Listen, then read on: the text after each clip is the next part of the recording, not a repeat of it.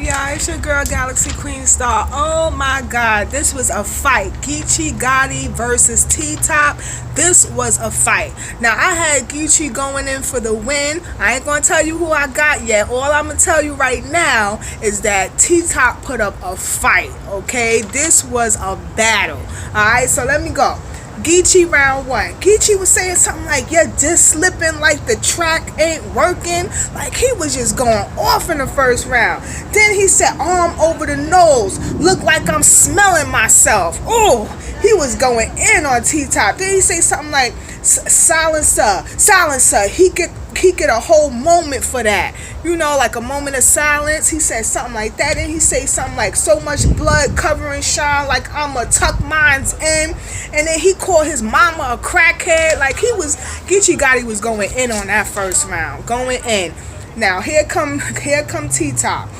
Now this round about T-Top was like in his funny, he was just being real funny. You know how T-Top is. He's kind of funny. So this round was more like a joking round. You know, he basically talking about how he sell hair weave, how he was selling hair in the joint when he was in the joint. He talking about how he a snitch because he was supposed to do time in January and he got out within like a month or two or something like that. You know, so he was, and then he addressed the strike first. You know, he knew he had to address the strike before GEECHI did.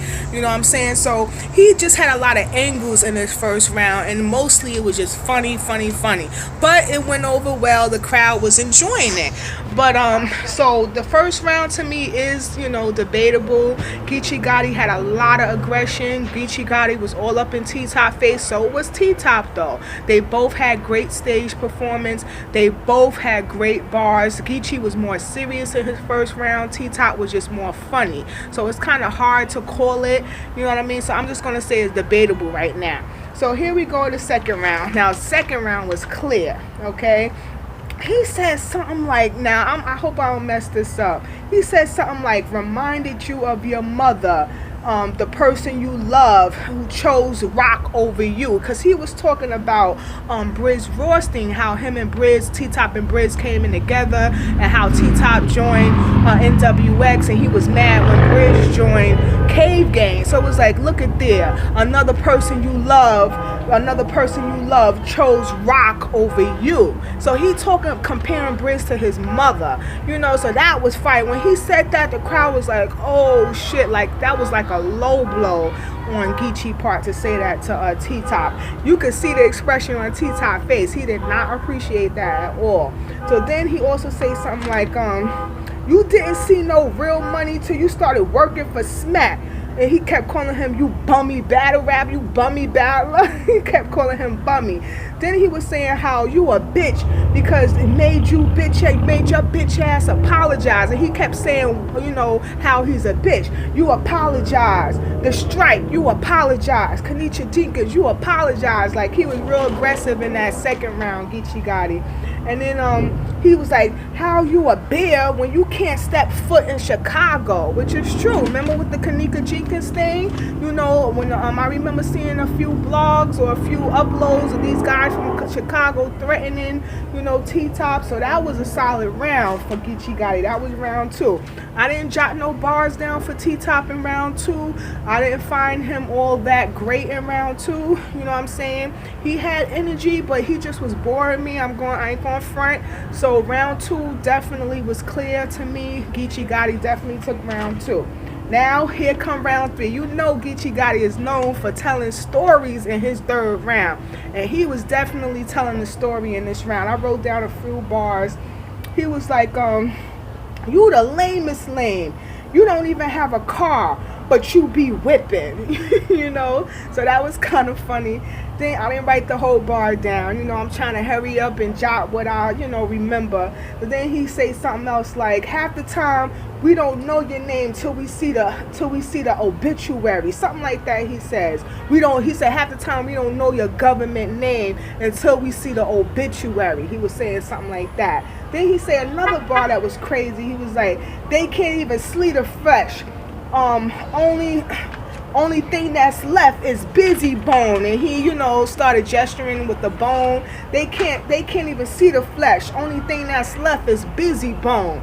I mean, the delivery that he was bringing was crazy. Then he goes, first time getting in some box. Oh yeah, this bar was crazy. He was talking about this. Now he was telling a story with this bar, talking about how this 15-year-old boy got shot 15 times, had 15 holes in him. Then he came with the bar when he said first time getting in some box was a casket. That was fire, because you know box could be P-U-S-S-Y. So it was like he was saying how he was a virgin, he was only 15, got shot, had 15 holes.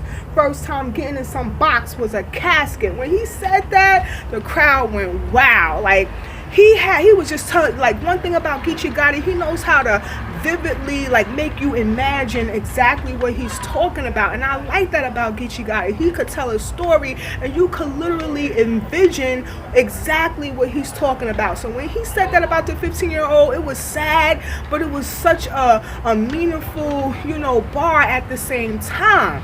You know what I mean? It was like I had to give him that third round. He definitely, Geechee Gotti, I was so right with my prediction. Geechee Gotti definitely took the second and the third round. The first can be debatable. So T-Top, you know, he was good. Like I said, this was a fight. T-Top fought his way through. T-Top was a fight. It was a fight. He said something like in the third round, T-Top was like, I don't move weight. He said, I don't move weight through the building. You walk in, smell like we painting the building, you know, basically saying coke and crack smell when you walk in a building, smell like they painting. So then he say something like, we don't watch Crips from cooking crack to cooking up with Martha Stewart. And you know what he's talking about. He's talking about Snoop Dogg, because he got the show with Martha Stewart where they, you know, it's a cooking show, but he's supposed to be Crip. So I thought that was a pretty clever bar of T-Top to say that. But overall, like I said, I give it to Geechee 2-1. He definitely took the second and the third. All right, y'all. I got one more battle to go. That's going to be Danny Myers versus DNA. All right. I'll see y'all later. There's no night without stars. Later.